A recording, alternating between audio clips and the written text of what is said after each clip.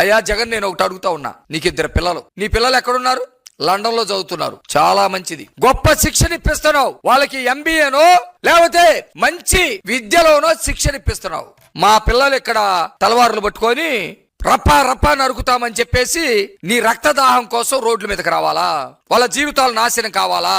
వాళ్ళు వైసీపీ పిల్లలైనా సరే, ఆంధ్ర రాష్ట్ర పిల్లలు, అణగారిన వర్గాల పిల్లలు, ఆవేదనతో చెప్తా ఉన్నాం. చదువుకోవాల్సినటువంటి వాళ్ళు, ఉద్యోగాలు చేయాల్సినటువంటి వాళ్ళు, ఈ అవినాష్ రెడ్డి పిల్లల్ని తలవారిచ్చి ఎందుకు పంపలేదు?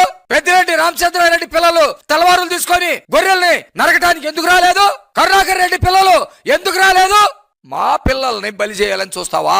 పార్టీ అయి ఉండొచ్చు మీ పార్టీలో ఉన్నటువంటి మా పిల్లల్ని బలి చేయాలని చూస్తావా? ఇది సరైనటువంటి పద్ధతి కాదు. నాయకుడు అనేవాడు ఎట్లా ఉండాలో మీరు చంద్రబాబు నాయుడు గారిని చూసి నేర్చుకోండి. చంద్రబాబు నాయుడు గారి మీద అభిమానంతో ప్రజలు మంచి పాలన అందిస్తున్నారని చెప్పేసి పాలాభిషేకాలు చేస్తా ఉన్నారు. చూడండి చంద్రబాబు నాయుడు గారి పట్ల ఎట్లా ఉన్నారు.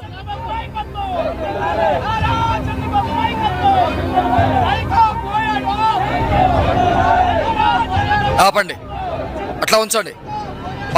పాలాభిషేకాలు చేస్తా ఉన్నారు, అది అట్లా ఆపండి స్క్రీన్ మీద.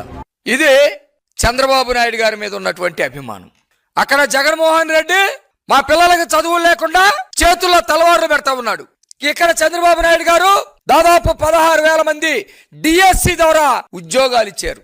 అక్కడ గొర్రెలు తీసుకొచ్చి మా పిల్లల చేత నరికిస్తా ఉన్నాడు. ఇక్కడ మా లోకేష్ గారు కానిస్టేబుల్ ఉద్యోగాలు ఇచ్చి మా పిల్లల్ని ఉద్యోగస్తులు చేస్తా ఉన్నారు. అక్కడ జగన్మోహన్ రెడ్డి మా పిల్లల చేత బ్యానర్ కట్టించి ఎవడొస్తాడో రండిరా, నరికేస్తాం, చంపేస్తాం, అవసరం అయితే మేము చచ్చిపోతాం అని చెప్పేసి మాట్లాడిస్తా ఉన్నారు.